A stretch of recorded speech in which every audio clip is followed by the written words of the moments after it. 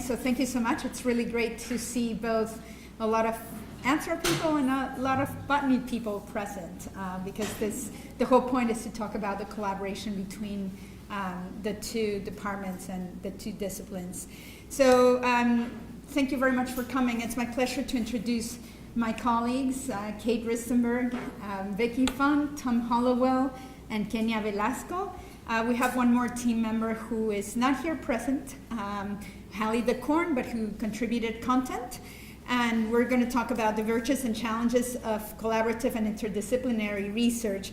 This is about a lexico-botanical documentation project in the Zapotec community of La Ventosa in the Isthmus of Tehuantepec. Throughout the presentation, all of us will take turns to present bits that pertain to our specialties and expertise. So I hope it won't get too distracting, so bear with us on that. So let me just give you a little bit of context first. Dijaza is a Oromanguean language. It's a Zapotec language spoken in the Isthmus of Tehuantepec. The term Zapotec usually can be misused. It refers to a family of languages as diverse as the Romance languages. So one Zapotec community will speak differently from another one, will have different pronominal systems or different tonal systems. This particular language is relatively unique in that in the region where it is spoken, the variation from one town to the other, so the dialectal variation is not as high as it is in other regions. So we have an area of about 22 municipalities that speak very mutually intelligible varieties. And so you can really speak about a region where Juchitán or Isthmus Zapotec or Dijaza, which is the local name, is spoken. Now, because of that, it is said that this language has upwards of 70,000 speakers, which would seem very robust as compared to many other languages. But this language is significantly at risk at the moment because only in 2 of the 22 municipalities are children actually speaking the language, learning the language. In La Ventosa, where we work, the younger speakers are in their 20s, mid to late 20s, and children have not been brought up speaking the language for a long time. There are other towns like El Espinal or Tehuantepec, which used to be the capital of the region, where the younger speakers are in their 60s or 70s, and you have very few left. So that's the background in terms of where the research was conducted. Now, the motivation, the rationale for the research. I have been working with this community since 2003, writing a dictionary of the language. The dictionary now has over 10,000 entries, and about a tenth of that, so about 1,000 entries, corresponded to plant-related terms. They were not all of them plant names, but plant-related terms. Now, we did have over 250 plant names, and some plant names had very good documentation, whereas other ones didn't have adequate documentation. And I provide here an example. So I had learned about this plant called Yagalagitu, or Yalagitu, or Biagitu. So already it was complicated because people were giving me different names. Then people were giving me very different descriptions. So in red, you can see at the top, well, this is called in Spanish palomulato, which generally refers to Bursera cimaruba, and it's used to cure stomach ulcers. Then somebody else, the same person actually, FSL 12, told me that it was also called huachalala. Then he told me, well, there's various different kinds of Yagalagitu. Then I was told that there's a kind that smells like copal, but it's not really copal. And somebody else had told me that it's called carnero. So this was a mess. And it took a full year of collecting samples to figure out, and I won't give you a spoiler. So I'll tell you how neatly this all came out. But that was the motivation. So having been involved in Recovering Voices and being in natural history, this was a perfect case where interdisciplinary research could be put together. I followed the Recovering Voices model, which is to work on collections in close collaboration with the community and in an interdisciplinary manner. So we had to get a lot of people together for this. So I'm the PI, Vicky Funk is my co-PI, and Manuel Gancedo at NMAI and Olivia Cadaval at Folklife are the other two co-PIs. The field team is comprised of Fernando, Rosaura, Belma, 3 experts in the community, a young woman who did data entry, an assistant to Fernando. So Fernando and Pedro went out to the field and did collection with us and on their own as well. We had 2 botanists, one from Mexu, the National Herbarium in Mexico, and Kenya.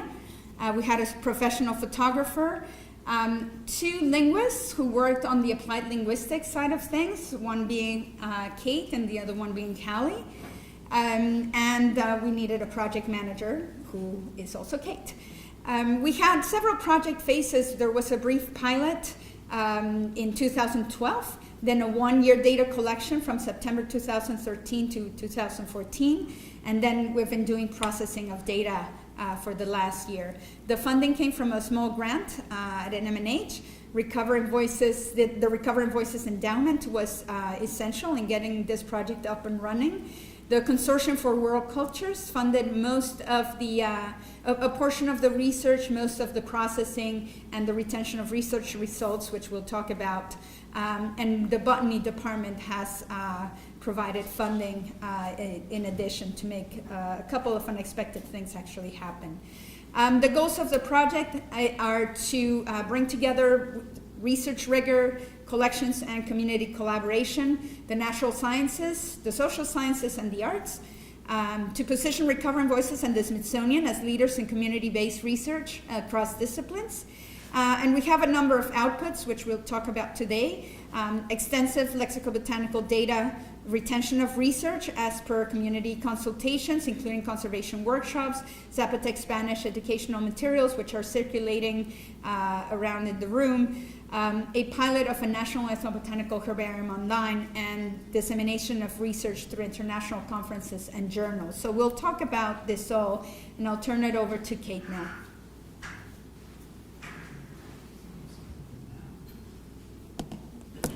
So I'm Kate Riestenberg. I worked as the project manager for this project. And I thought it would be nice to start with just a sort of overview of what I see as the moving parts of this project, because these are the things that we'll be talking about for the rest of the presentation.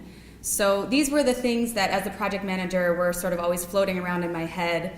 And these spread between here at NMNH, over at OCIO, and also in the La Ventosa community in Mexico.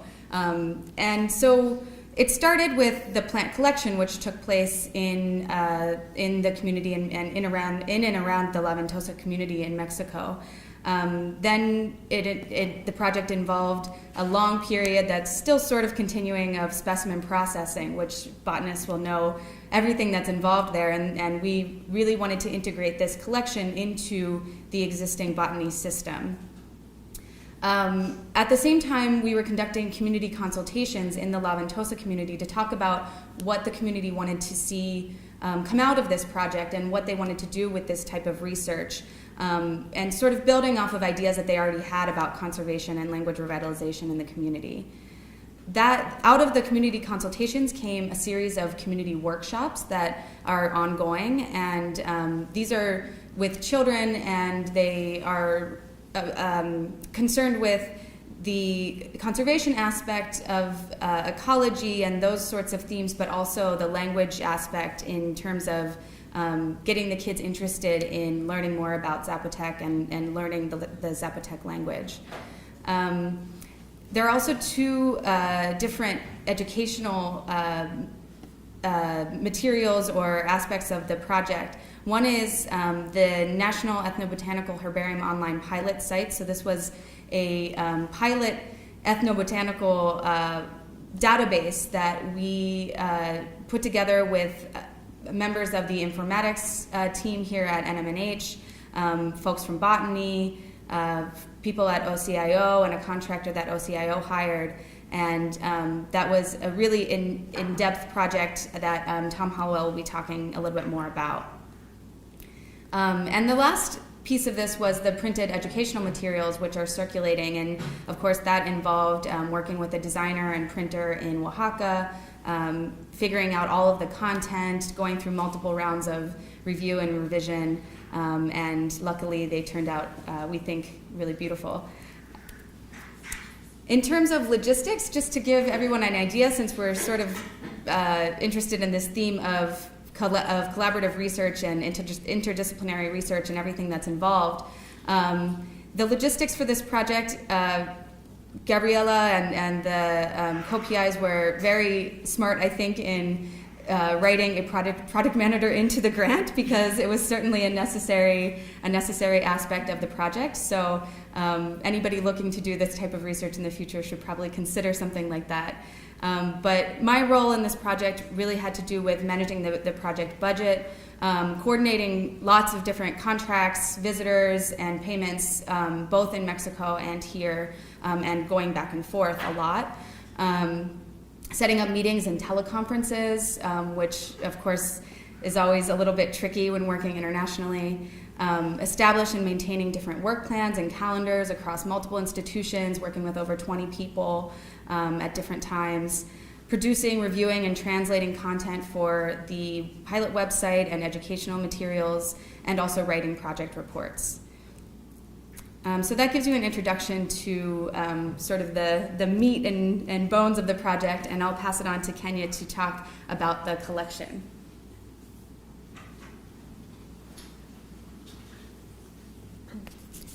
Hello, my name is Kenya Velasco, and I was collaborating in the botany team, and my apologies in advance because I just read it. The Botanical Collection was directed in collaboration with M.S. Alberto Reyes Garcia from the National Herbarium of Mexico, MEXU. We train in field techniques and methods of herborization to a local team of collaborators, two collectors, Fernando Sanchez Lopez and Pedro Trujillo Vera, and a transcriptor, Reina Lopez Lopez, in order to obtain botanical specimens, but at the same time documenting the Zapotec names of the plants, local knowledge, and botanical, and making a photographic record. We made adjustments since the first moment, for example, in the field forms to include boxes or fields in both languages, but also the most important characteristic from botany view. And on the progress, refine and access database designed to make easier and standardized to type the field data. The training was conducted directly in the field by live form, focusing at the principal groups in the area like succulents, families with the presence of saps or rosettes or big fruits, etc. Of the 5 duplicates of each sample were collected. The samples were herborized at the community with electric dryer. And during a year, the local team visited different localities, most of the time accompanied by a professional photographer and in a monthly way by a botanist. About the management, the collection management, the herborized samples were sent to Oaxaca City for a first sorting by family and sharing a specimen between local and external herbariums like Cerro, Ethnobotanical Garden of Oaxaca, and MEXU, and finally to National Herbarium of United States. The taxonomic identification is performed at US, MEXU, and Cerro herbariums with some consults to other specialists. And at the National Herbarium of United States, there are 1,135 specimens. All of these specimens are mounted and scanned, and all multimedia information is stored at the S drive in the intranet. And finally, the information in the database, Access database, was imported to IMU.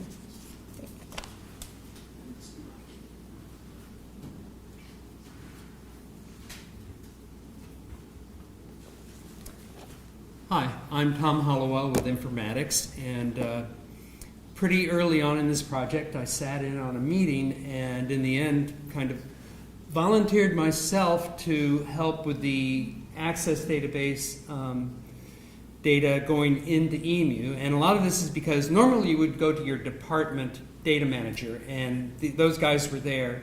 I'm a botany alumnus, and they have a monster project coming up, and I basically said, you know, Sylvia, Chris, you know, I like this project. I'm happy to pitch in. You've got your hands full. And then they agreed they had their hands full. It's really half a million plants are about to be scanned. How do I switch to the next one? Page down? Yep. Hey. Okay.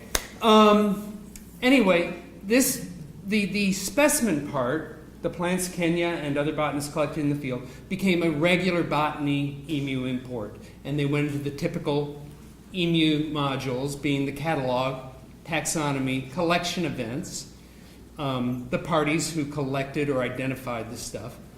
And then the linguistic stuff we put into the narratives module, which this could be dangerous. Let's see. The linguistic stuff we put into the narratives module, and I'll talk more about that. And of course, all the multimedia go into multimedia and get linked to the appropriate catalog records. And there's a lot of multimedia in this project. Okay, just to show a little bit about the narratives. Is that my eyes, or is it kind of... Okay. Basically, this is where we forged a little bit of new ground with the multidisciplinary aspect of this. Was botany, and most research departments here aren't using narratives, or they just have some records in there that aren't being published. Education is using it for curious, but as far as research departments, it's not being utilized very much yet. And there was really no other logical fit. This project did not yet make us poke a full wall between the barriers between departments, so we're not linking anthropology catalog records with botany catalog records. Joshua Bell tells me this is coming. I think he told me that. Yeah. Anyway, so we put basically the Zapotec name in a master narrative record, and we link all the appropriate catalog records to it. It basically holds the IRNs, because there can be many catalog records for one Zapotec name. So the linguistic name from the linguistic research is the key. And then we made 3 child records, a Zapotec child record, and it holds a narrative that is the description, not from the time of collection of the plant, but the compiled, detailed description of the plant. And then it's translated, I think, the English by Kate, I believe, into English. Again, it's attached to the master record, and then in Spanish. So we have 3 languages prepared to go out on the web with the same information. But if the catalog records are added or changed, you only have to do it at the master level. And that's kind of the logic behind this arrangement. If there weren't 3 languages, there would just be a single narrative record, perhaps. But narratives are very flexible, and there's a lot of things we could do with them as we have needs. Also in the narratives, there's a subjects keywords field that basically contains the uses, and this was done by an intern here over the summer named Olivia, and we're going to, I think, see her work at the very end some. And again, that's in 3 languages, but the way I'm set up in Access, because I do my data work in Access, so it worked off of Kenya's stuff very easily, and the linguistic table is in Access. I have a single table of uses, and it reaches out the translations, and I can load changes up into EMU and new records. So again, it goes into our keywords field. It is a controlled list of uses, so that was pretty logical. Then, just to talk about the multimedia a little more, EMU is a database of record. Putting these specimens in EMU makes a lot of sense. And our multimedia module is the path to the Smithsonian dams. Okay, for anything specimen related or research related here in the museum. So we have currently about 6,600 multimedia records. There's the specimen photos, the plants living in the field. There's the, specimen photos are the press dried specimens. I mixed that up. The herbarium sheets. And then the plant photos in the field. And then some audio files, which we have a few loaded, and we're going to be loading, I think, one for every name, every Zapotec name, so you can hear how it's said in the community. And then, the publication of these can be controlled just like the catalog records can. So I think at some point, like where we have all these multiples, they'll narrow it down to the best one being published, but the others will be preserved in the dams. Again, the naming, I wanted to stress, the naming of these was done really well. Botany always names their sheets by barcode, and the import is rather straightforward. And they named all of these pictures by the collector initials and number, so it was very easy to take and link them to the catalog record as they were imported. So it's really good to be careful about your file naming if you're doing any kind of project like this. That's kind of advice.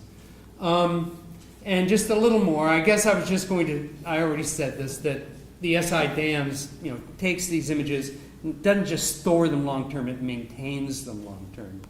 And, along with metadata, and, the publication still is controlled through EMU and the accessibility. Then I just wanted to do a final flow. Once it's in EMU from the Access database, twice a week now, we actually take a grab of our master EMU database and run it through a lot of filtering rules. Sensitive data don't go out on the web. We don't publish personal information. We don't publish detailed locality for endangered species. Departments can flag records that they don't want detailed locality published on.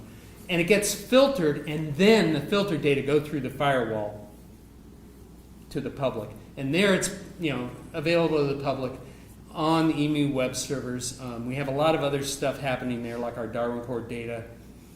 And that, I'll just call attention to John Keltner. He happened to come. Thank you, John. And we thank John because he took the filtered EMU data that was needed for the website for this project and used MongoDB to, with some issues, I think as far as the narratives and child narratives, getting it right, getting it figured out, got it into a Mongo database document called BSON. It's like JSON, that is out there and ready for developers that OCIO afforded us for the project to get the end product web pages ready. So there was, there's a lot of steps, but it's refreshed twice a week, and it's pretty much, once it's in EMU now, that is all automated. Very nice. So that's the overview of that. I guess I would just mention on this slide just a couple lessons learned. Two of them, structure and structure. The structure of the Access database that came to me, that Kenya manages and did manage and still does, was a standard botany format, but there was still some data manipulation to do. Some things that had to be broken apart, parsed, and some things that had to be put together from various fields, concatenated. And I'm actually going to, for future projects, I'm going to work on an improved structure for the field data, so it's in the right, atomized properly, you might say, in the right format to go into EMU more smoothly without doing work. There's always work that you do when raw data come in to analyze it and hand problems back to the people that made the data for them to fix, and then you load back up, and you allow for that. And then the structure in EMU, actually, for the common name stuff collected with the plants. Botany doesn't much like, and I don't like the structure. It's stored in taxonomy. It's awkward. It's hard to keep updated. And next week there's an EMU conference. I'm going to be censusing botany people there about whether they want to have that changed so that not just the linguistic stuff that we have in narratives, but the other data are handled better in UMU. So that's probably enough. Who's next? Oh. Okay, so back to the actual day-to-day activities of the research itself. What were our outcomes after a year of data collection and a year of data processing? In total, we had 92 field collection days. There was botanical collection done in 225 locations. 1,361, although including your samples, it's 1,388 herbarium samples, including 80 families, 270 genera, 400 species, over 200 audio clips, over 5,000 high-resolution photographs, an access database with over 1,000 lexical entries. That was my part of the job, and I guess since it's the work I do, I don't generally talk much about it.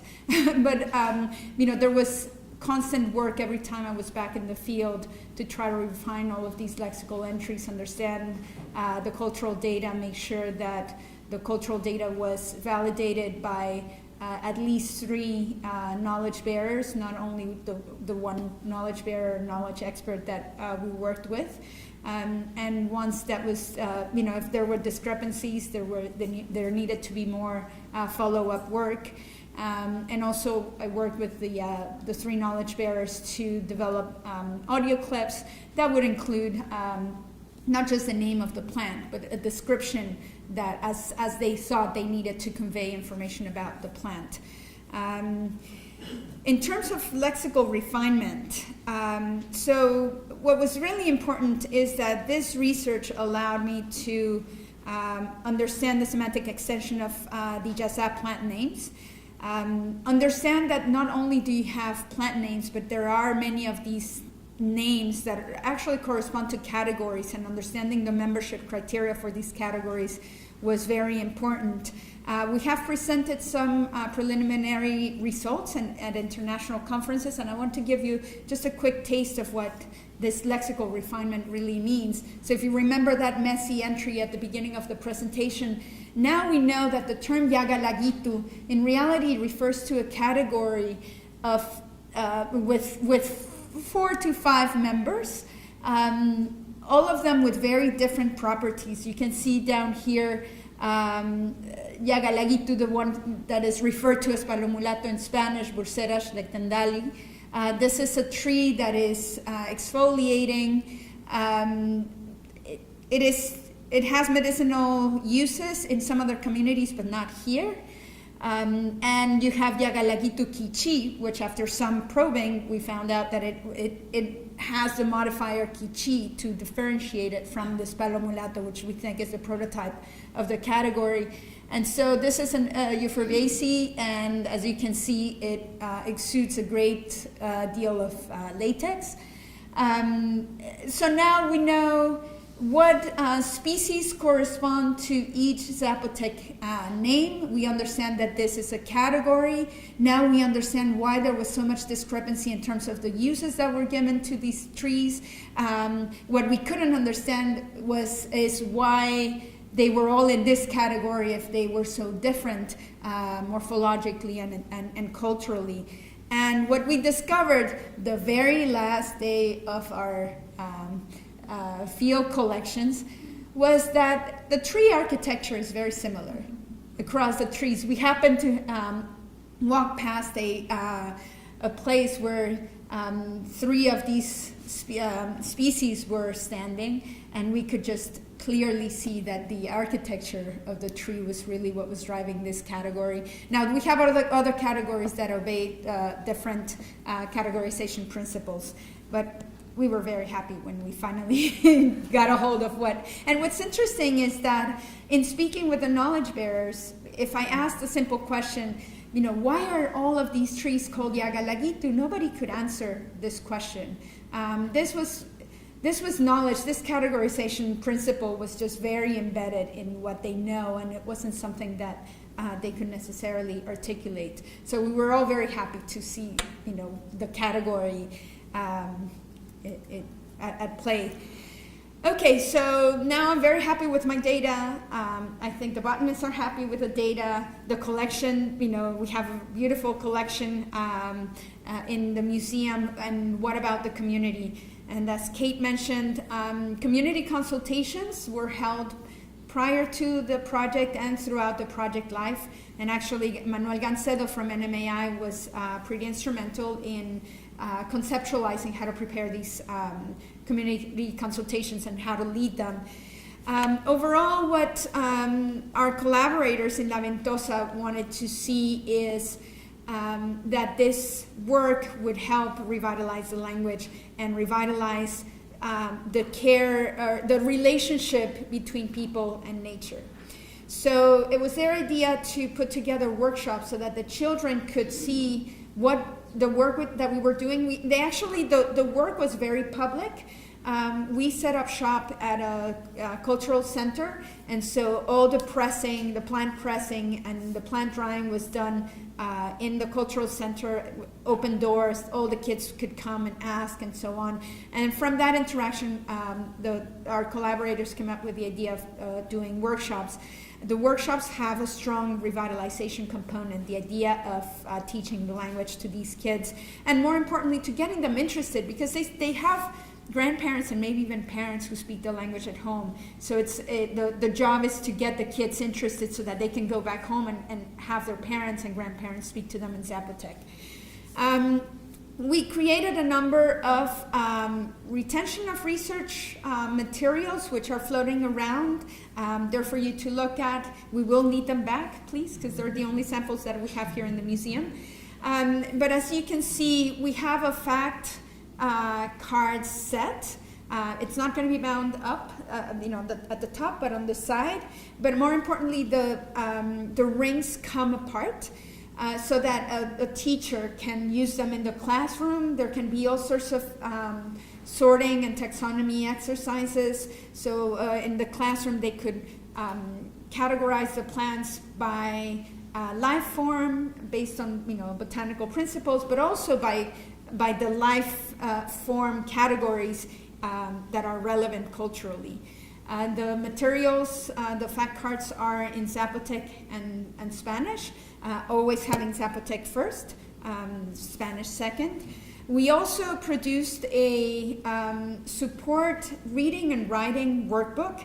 This is a first of a kind for this community. This particular language has a practical orthography that is in place since 1956.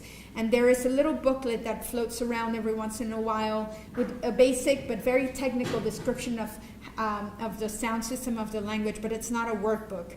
And when we were producing the fact cards, I was told a number of times that people were concerned that the teachers would not be able to read the Zapotec, even if they were speakers, because there isn't a practice of reading and writing. It's really a small group of poets and writers who actually use the written language.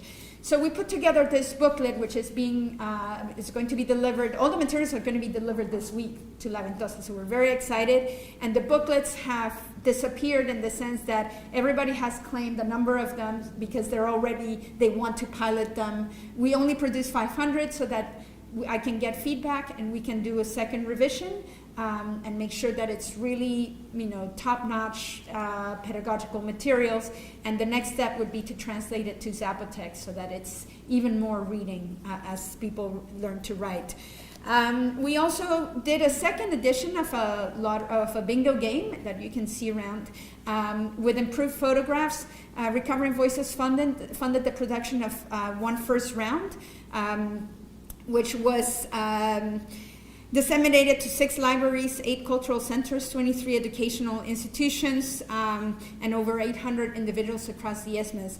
But that set used photographs that I took during the pilot project. And when I realized I was a good photographer but not a professional photographer, we did things again. And with the improvement that the bingo cards now have on the back, all the same cultural information that the fact cards have. So the fact cards, we produce 300 sets that will go out to schools, and we believe we can reach all of the middle schools in the 22 municipalities, in addition to cultural centers and schools in elementary or high school level.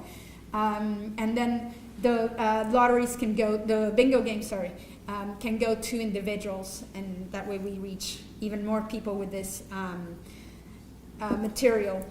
I've already talked about the workshops. I just wanted to say that we've held 8 workshops to date with, we have 9 community teachers, 37 hours of instruction to date. And finally, Vicky's going to talk about virtues and challenges of interdisciplinary collaboration. Hi. It's always dangerous going last in these things because everybody says all the cool stuff and you're sort of left trying to wrap it up, but we'll give it a shot. I did want to point out that the way Gabriela and I got involved in this is she came to see me, right?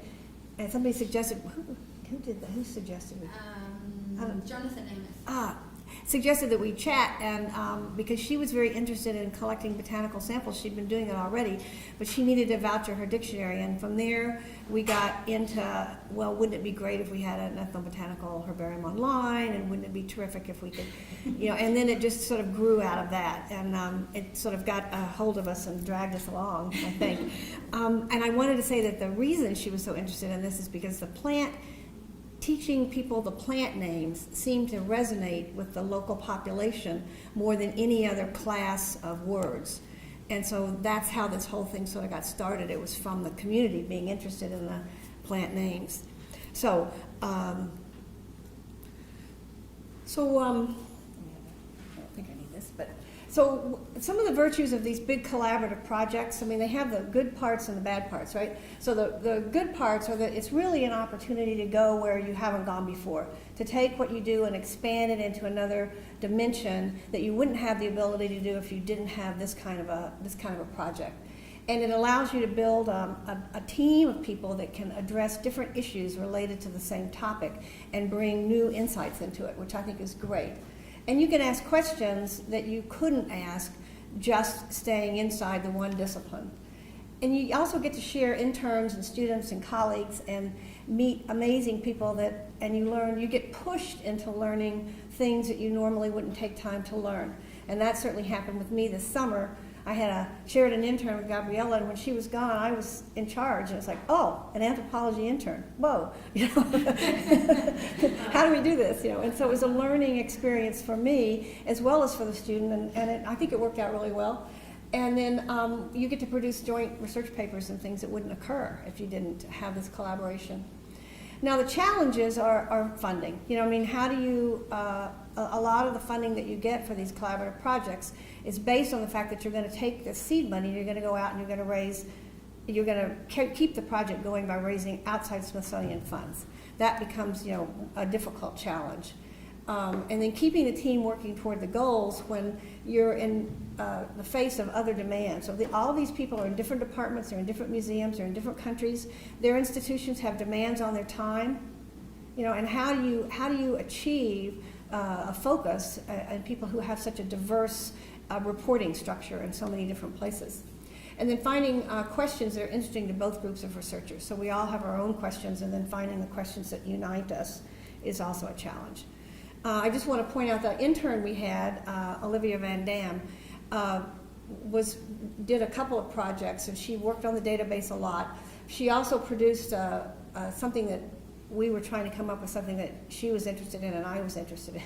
Gabriela was interested in, so it became an interesting challenge. But I was very interested in a lot of the taxonomy, the names of the plants, and how the names of the plants related to the uses of the plants, or the names that they had, the local names that they had, or how they were grouped.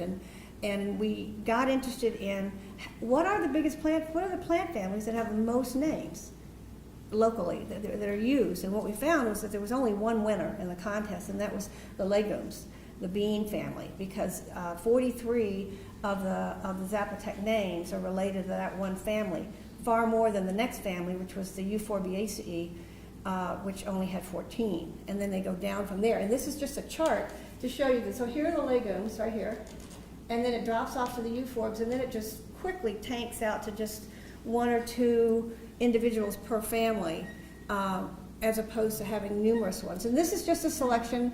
Olivia put these together with the pictures that the photographer took and the text that Gabriela's been writing, and made this poster to show the importance of the legumes in the local community there, which I think is really, really cool.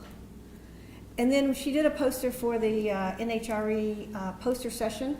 It's over there if anybody wants to look at it. I just took a couple of things off of it to show you the kinds of connected research you can do. This, by the way, is Olivia, and there's me, and there's Gabriela, and there's Kenya. So we were working, they took a picture of us in the herbarium.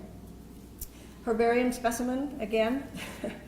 These are the categories of uses. Now, there were many more than this, but we sort of grouped them. So we took everything having to do with construction or housing or anything, fence posts, and called it one category. And then we took other things in order to be able to map them, because we had too many categories. But you can see here how they play out in the legumes on the bean family, which categories are the largest. And you can see that the construction, the local knowledge one is the largest one, but that was one we grouped together from things like, from other categories.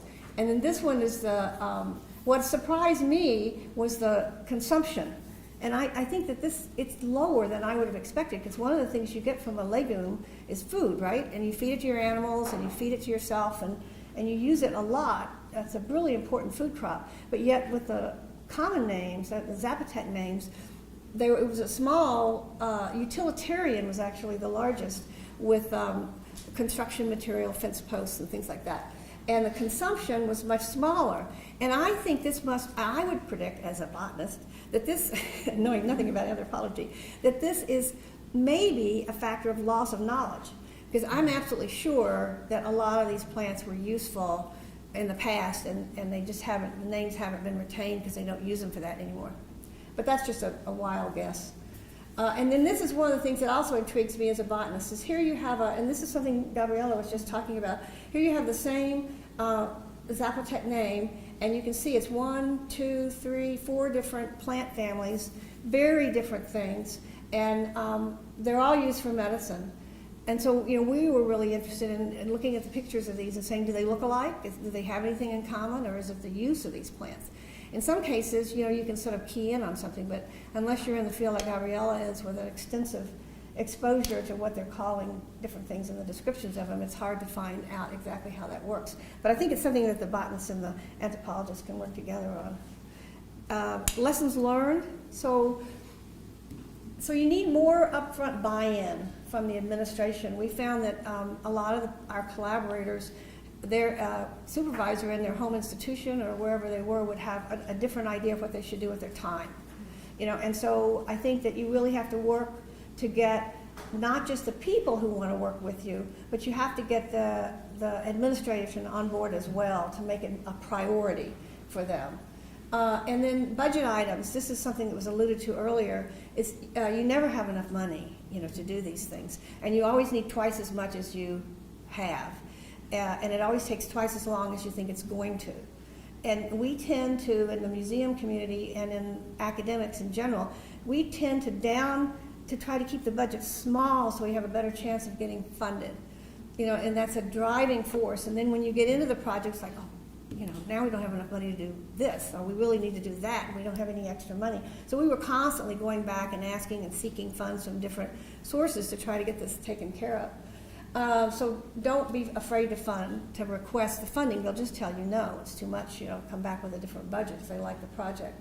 And the other thing I thought of was that milestones, we need, you need milestones to know how you're doing as you're going along, and you need to have a fallback position. What will you do if, sort of what if is going to happen if you don't meet that? How can you work around that particular impediment to keep your deadlines? And we had a good example with this with the plant arrival. The boxes of plants were late arriving, which delayed the mounting schedule, and poor Melinda had to run around trying to get mounters, but we did it, and we only lost a few days because of that. So I think that it helps to have a contingency thing. And that's about it. Gabriela, are you going to help me do this? Yeah. You wanted to do the end. Yeah, just to close, I've talked about dissemination of research results. I'll skip that for the sake of time. But as Vicky mentioned, fundraising is now our next item to care for, and that is so that the National Herbarium Online pilot can become a full-fledged website, and so that the workshops that are ongoing in La Ventosa can turn into a cultural center, a conservation center that is funded for a number of years, and where the teachers can get steady salaries and training.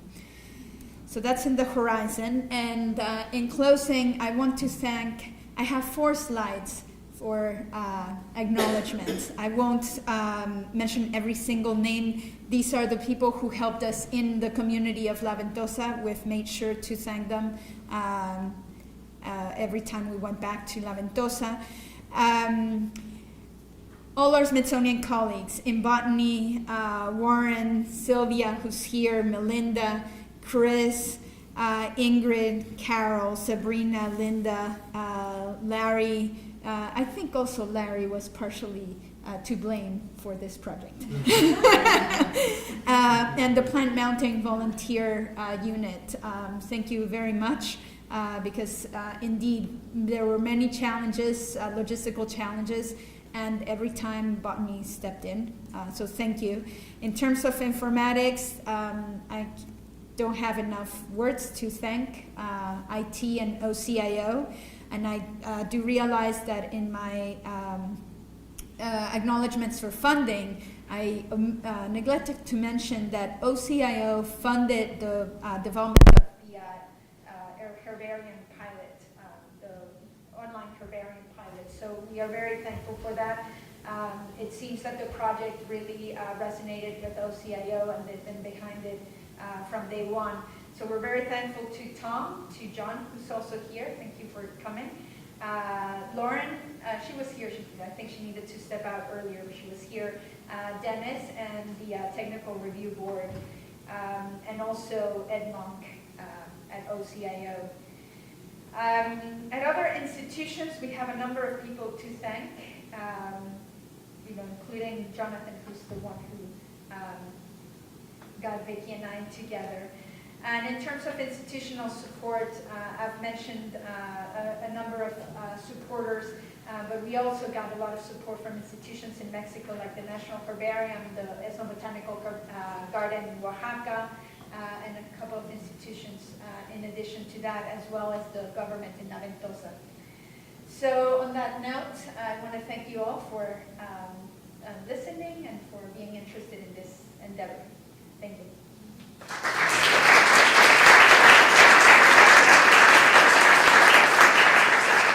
And we're all available for questions. Yeah. So what stage is the pilot website at? So it's we've passed the technical review board. Right now, the development is quite far along, probably at 90%, and they're waiting for some content. So right now, I'm the biggest holdup because I'm still finishing the Spanish descriptions. The Zapotec descriptions are done. We'll see. We want to make the content available as soon as possible because the materials, as you might notice, have the URL printed on them, and they're going to be delivered this week. So we might want to, after I do the translations in Spanish, or the descriptions in Spanish, we need to do English translations, and that's going to take through the end of the year. So I haven't mentioned this to anybody, but I'm thinking that we might want to release the site even without the English content. So I'm hoping that'll be in the next month or 6 weeks. Yeah. I have a question for you, Gabriela, and for Vicky. What do you think could be the use of the linguistic data for rural phylogeny of the Zapotec variants? Well, I think now we're moving into the data analysis, now that we've processed all this stuff. And I think we want to zero in on these cases where you have one name and a bunch of species, sometimes a bunch of different families, and understand what terms are actually categories and what terms actually are species names. It's not going to be easy. There are many more categories than actual species names. So that's our next step. I don't know if that answers your question, but I mean, right now the Access database that we built, you can see a Zapotec name, and it'll display all of the botanical data pertaining to any species that was assigned this particular name. So it's very visual. We can now see exactly what we're dealing with every time we look at information for every single Zapotec name. But do you think there will be a lot of variation across the different Zapotec variants in the terms that you are retrieving from the linguistic data? So you mean if you were to do similar work with other Zapotec communities? Yes, I think there will be a lot of variations, especially because the habitats are so incredibly different. I mean, so this is lowlands, near the coast, Selva Baja Caducifolia, I don't know how to say that in English. I have terminology. Thank you. And yeah, I have terminology sometimes in English, sometimes in Spanish, sometimes in Zapotec. And then, you have Zapotec communities throughout the highlands, in the central valleys. So, there's going to be a huge variation. Because of this project, 2 communities have approached us, hoping that we might be able to do this project with them. And the 2 communities are in the central valleys of Oaxaca, which is semi-desert type of climate. So I'm sure we're going to, just being there, you can tell that the flora is just a whole nother world. So.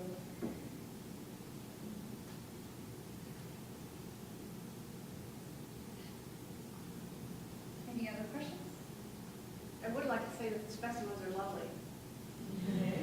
Yeah, I think one thing that is amazing is, and Vicky mentioned this, and silly me, I didn't, but actually a driving force for many of the elements of this project came from the realization that people got very interested in the plants.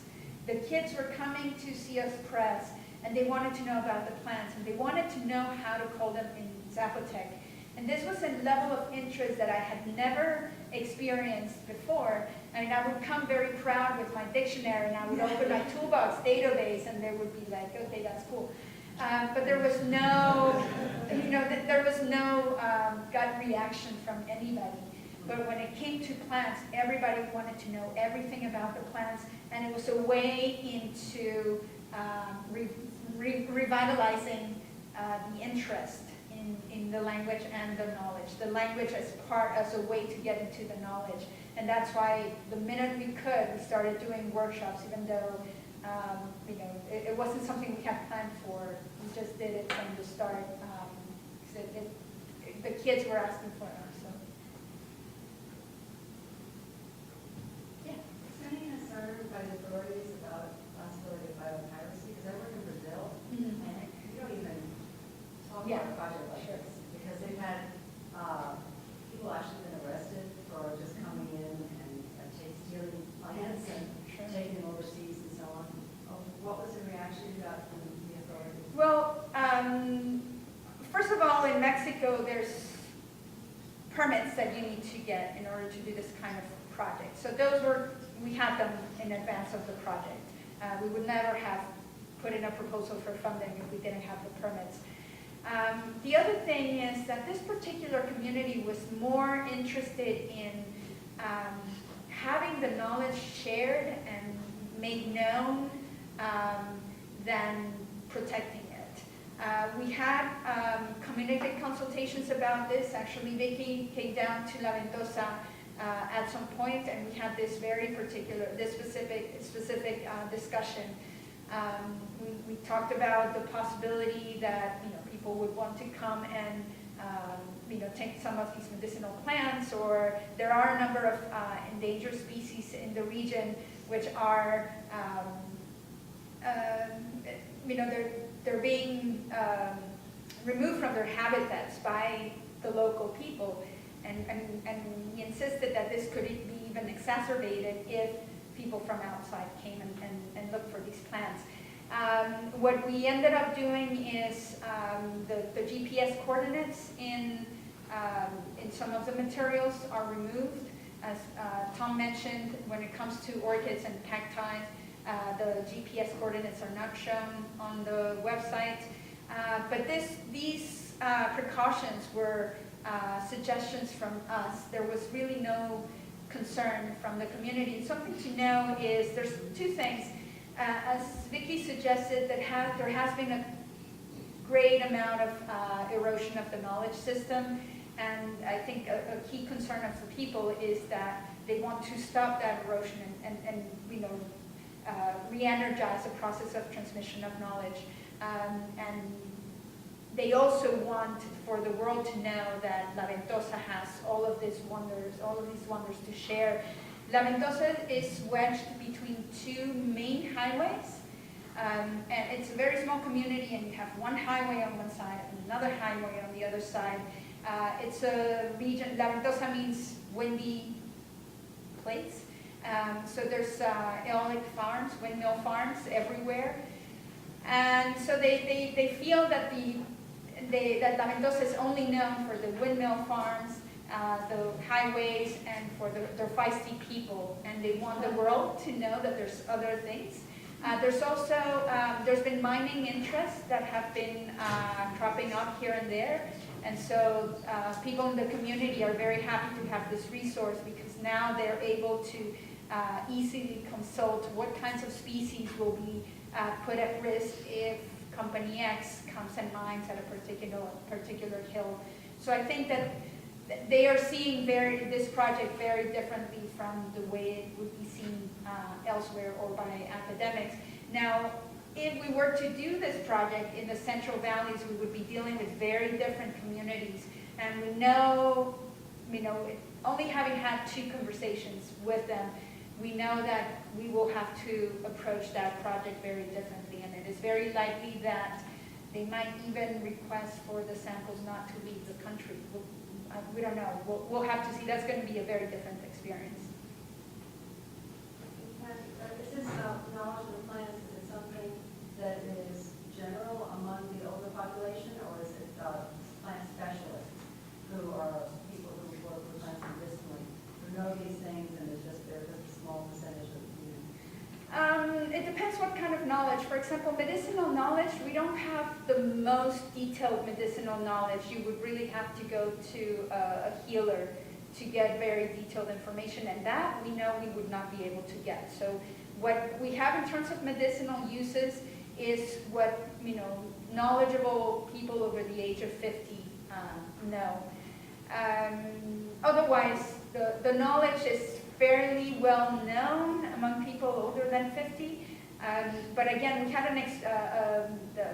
an instance where we went to a house, they offered us a particular plant which they said was good for stomach inflammation, and we took it back, and I was working with my collaborators, and when they saw it and they heard me say the name that the other lady had given me, they were like, oh my God, what are these people drinking? We don't even know this plant. Or whether they identified the plant name, they knew it, they knew where to find it, they went to bring it back, and they showed me it's 2 different plants. We don't even know what these people are drinking. So there is a significant erosion, perhaps already among people in their 30s and 40s. Josh, you had a question? Yeah, it was kind of piggybacking. So where I work in Papua New Guinea, people in 2000 when I started working very, don't even ask anything about plants. It's so political.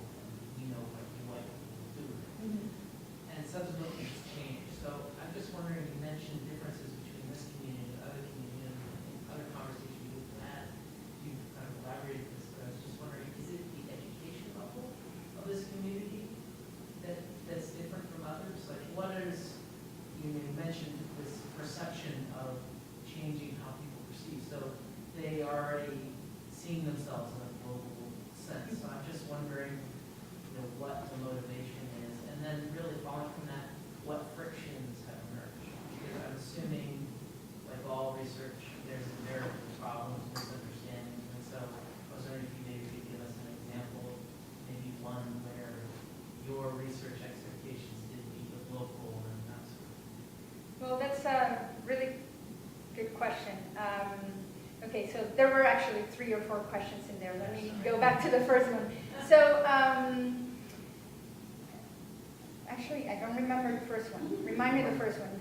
It was about education. Education, yes. So I think there's 2 things. You mentioned that clearly this community is seeing themselves within a global sphere. And, I mentioned the highways.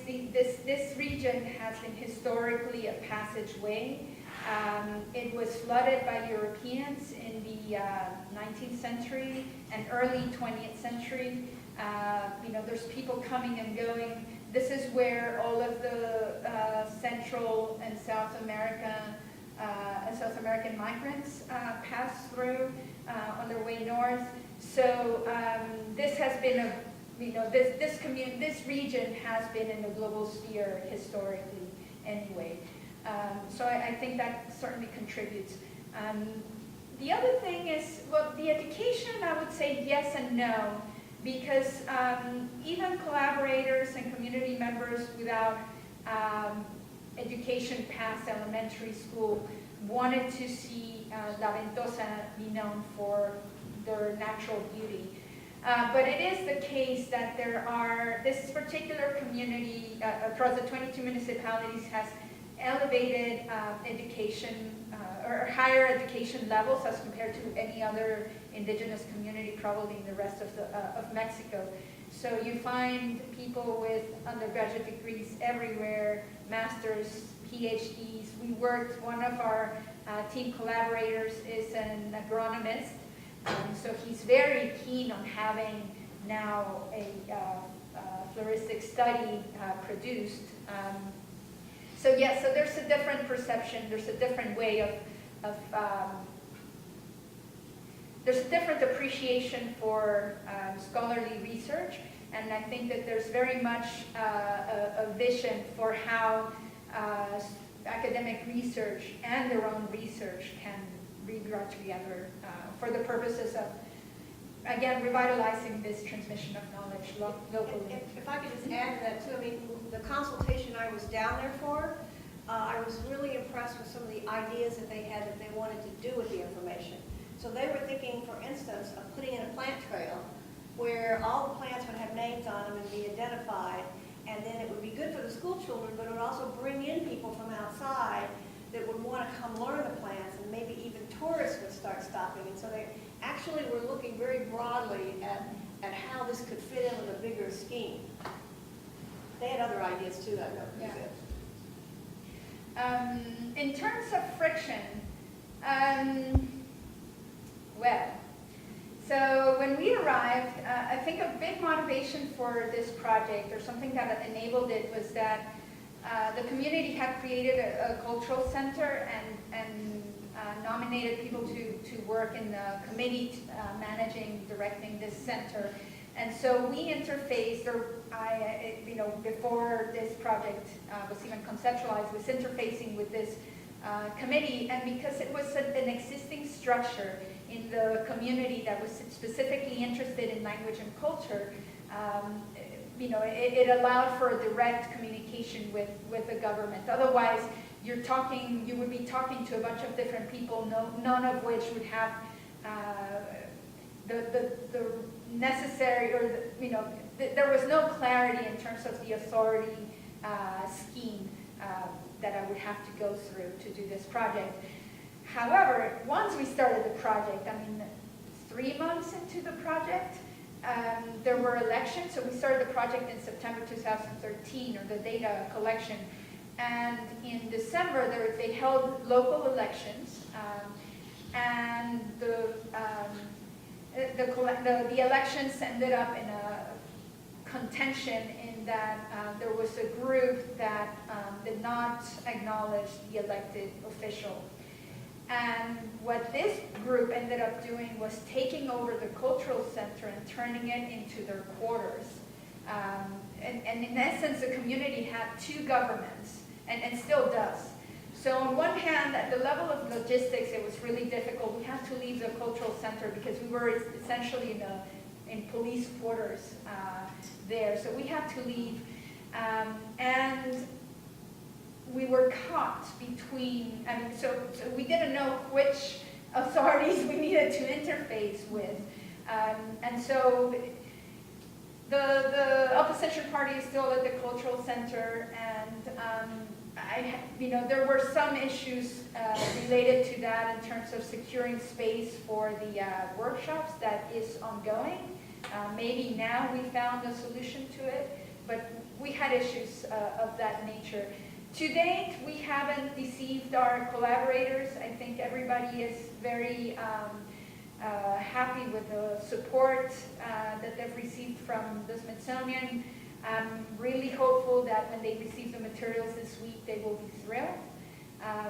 And in terms of making good on our word, I think we're doing a good job so far. Yeah. Yeah, so it's 10 after. If anybody has questions, they can always